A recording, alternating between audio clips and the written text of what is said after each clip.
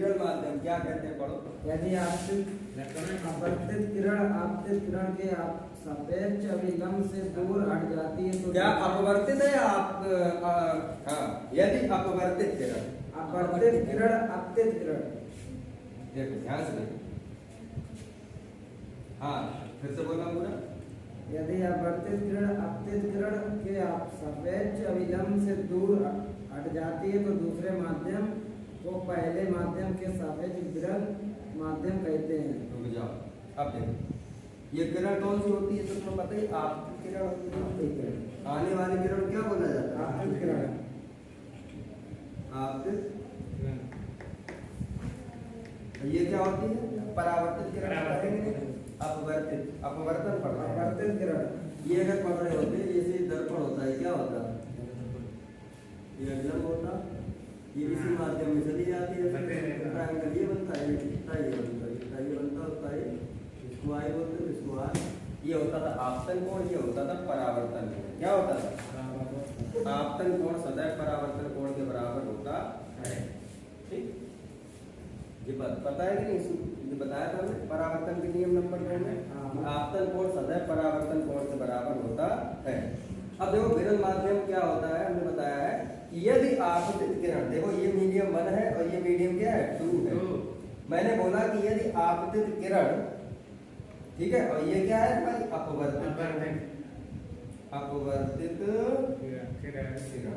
तो कहानी ये है, बस यहाँ से स्टार्ट करना है, अपवर्तित किरण है। कहाँ से, कहना है कि यदि अपवर्तित किरण, देखो ध्यान से क्या बोलेंगे, यदि अपवर्तित किरण आपतित किरण के सापेक्ष, यदि अपवर्तित किरण आपतित किरण के सापेक्ष अभिलंब से दूर हटती है, अभिलंब से दूर हटती है, तो दूसरे माध्यम को, तो दूसरे माध्यम को, अब इसे याद कैसे रखोगे कि नीचे वाली से स्टार्ट करना है, नीचे वाली जो अपवर्तित किरण है यहां से बोलना है हमको, ठीक है, और इसी माध्यम के बारे में बात करना है। ठीक, पहला माध्यम जहां से आती किरण उसे मानेंगे, दूसरा माध्यम जहां किरण जा रही है उसको मानेंगे। ठीक, तो क्या बोलेंगे यहां से, यदि अपवर्तित किरण, बोलो मेरे साथ, यदि अपवर्तित किरण आपतित किरण के सापेक्ष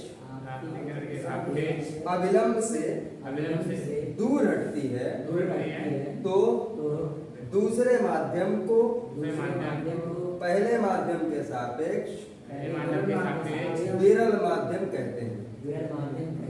विरल माध्यम कहते हैं। विरल या सघन माध्यम, जब दो माध्यम तुम्हारे सामने हो ना, तभी तुम बता सकते हो कौन विरल है और कौन सघन है। अभी तुम्हें बताएंगे कैसे। एक माध्यम है वो सघन भी है और एक वही माध्यम विरल भी है, दोनों बातें हैं। दूसरे माध्यम के जब तक सामने उसके सापेक्ष नहीं लाओगे, जैसे हम तुमसे कहें कि तुम लंबे हो, तो इतने से काम थोड़ी चलेगा। अच्छा हो कि हम किसी लड़के के सामने तुम्हें रखें, वो तुमसे छोटा हो, तो हम कहें तुमसे लंबे हो, ठीक। और हम तुमसे कहते हैं छोटे हो, तुम्हारी हाइट कम है, तो भैया हाइट कम है, तुमको सर सही तो है हमारी हाइट, तुम अपने हिसाब से दूसरे तरीके से बात तुमसे कर रहे हो, तुम भी सही कह रहे हो, सही है मेरी लंबाई, सही, छोटा क्यों मैं बोल रहे हो। लेकिन तुम्हारे हम किसी के सापेक्ष अगर बात करें तो ज्यादा ठीक है। कोई लंबा लड़का खड़ा कर दे, मान लो इनको खड़ा कर दिया और हमने कहा तुम छोटे हो, अब सही है। अभी इनको तुम्हारे बगल वाले बैठे हुए इनके सामने खड़ा कर दे, हम कहें तुम लंबे हो, इनके सापेक्ष, तो बोलो तुम वही हो, तुम ही हो, लेकिन इनके सापेक्ष छोटे हो, इनके सापेक्ष लंबे हो। ऐसा ही यहाँ मामला है। विरल माध्यम और सघन माध्यम, जब तक दो माध्यम नहीं होंगे तुम्हारे साथ, तब तक तुम नहीं कह सकते कौन विरल है और कौन सघन है, ठीक।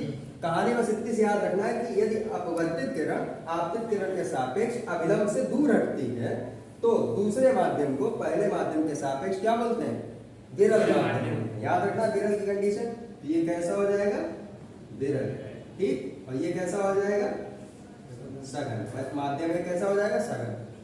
दूसरी कंडीशन देखो, सघन माध्यम क्या होता है, तो देखो मीडियम 1 हो जाएगा, मीडियम 1, ठीक। और ये क्या है, मीडियम 2। ये हमारी कौन सी आपतित किरण है, ये क्या है, आपतित किरण, ठीक है। कौन है ये, आपतित किरण। तो आपतित किरण अपवर्तित किरण, ये देखो हमारी कौन सी हो जाएगी, अपवर्तित किरण। समझ रहे हो, ये क्या हुआ है, इसका रूट तो यही था, लेकिन ये रूट से डाइवर्ट हुई किधर, अभिलंब की ओर झुक गई, तो देखो ये अपवर्तित किरण है हमारी, तो हम क्या बोलेंगे इसमें परिभाषा में, यदि अपवर्तित किरण आपतित किरण के सापेक्ष अविलंब की ओर झुकती है तो दूसरे माध्यम को पहले माध्यम के सापेक्ष सघन माध्यम कहते हैं। क्या कहते हैं? सघन माध्यम कहते हैं। देखो सघन माध्यम, ठीक है। ये कैसा हो जाएगा? विरल हो जाएगा। कैसा हो जाएगा ये विरल क्यों हो जाएगा? अरे भैया मैंने क्या बोला, द्वितीय माध्यम दूसरे माध्यम को पहले माध्यम के सापेक्ष सघन माध्यम कहते हैं। ये सघन तो ये विरल, अभी ये विरल हमने प्रूव कर दिया तो ये सघन हो गया। भाई एक सघन है तो दूसरा विरल होगा। कोई से कैसे कर दोगे?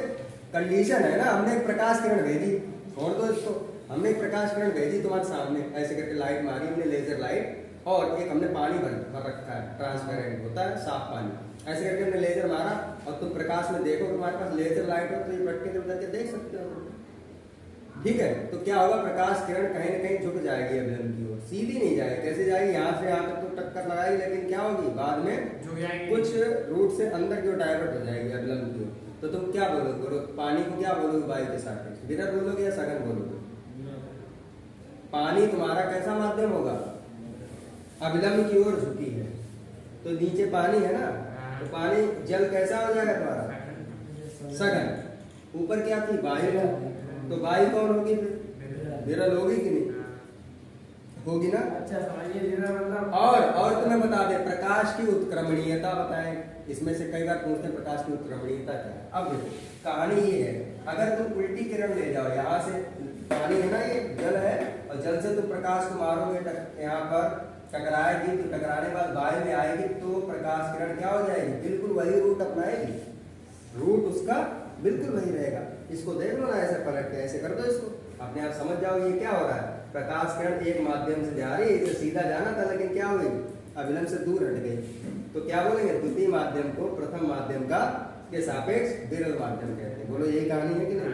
इसमें भी ऐसा कर सकते हो, यहाँ से उल्टी लाइट भेजो ऐसे करके, और ये किधर चली जाएगी? ऐसे जानी इसको इधर थी, लेकिन अविलंब की ओर झुक गई, तो बोलो ये सघन माध्यम हो जाएगा। ये कैसा हो जाएगा? विरल माध्यम हो जाएगा। बोलो कहानी तो वही है, प्रकाश किरण थोड़ी अपना रूट बदल लेगी, दोनों तरफ स्वतंत्र है जाने के लिए। लेकिन आगे हम तुम्हें एक बात और बताएंगे इसमें स्पेशल, क्या कि जब विरल माध्यम से सघन माध्यम में प्रकाश किरण जाती है तो जरूरी नहीं है कि विरल माध्यम में निकल ही जाएगा, कभी कभी नहीं भी निकलती। रास्ता क्लियर है, ऊपर जाने के लिए कोई वहां पेंट नहीं कर रखा है, ना कोई दर्पण लगा दिया, लेकिन प्रकाश किरण जरूरी नहीं है कि चली ही जाए ऊपर। जब सघन से विरल में जाती है तो कोई जरूरी नहीं है कि वो निकल ही जाए। इसको हम लोग बोलते हैं आंतरिक परावर्तन, पूर्ण आंतरिक परावर्तन बोल सकते हैं। या क्या हो जाता है, कभी कभी इंटरफेस पे भी रह जाती है, ऐसे करके जाएगी प्रकाश किरण और क्या कर जाएगी, यहाँ बंद कर जाएगी, सर ऊपर नहीं निकलती। यही काम तो हीरा में होता है, तभी हीरा चमकता है।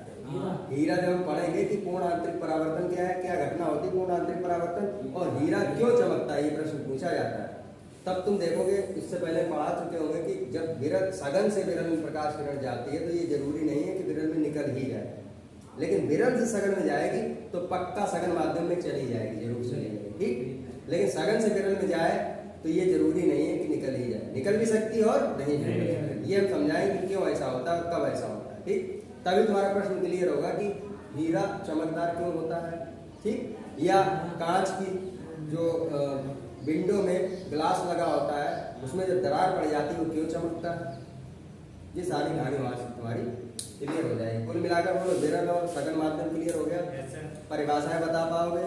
परिभाषा नहीं बता पाओगे? परिभाषा हाँ, परिभाषा अभी तुम्हें बताई ना अपने क्लियर।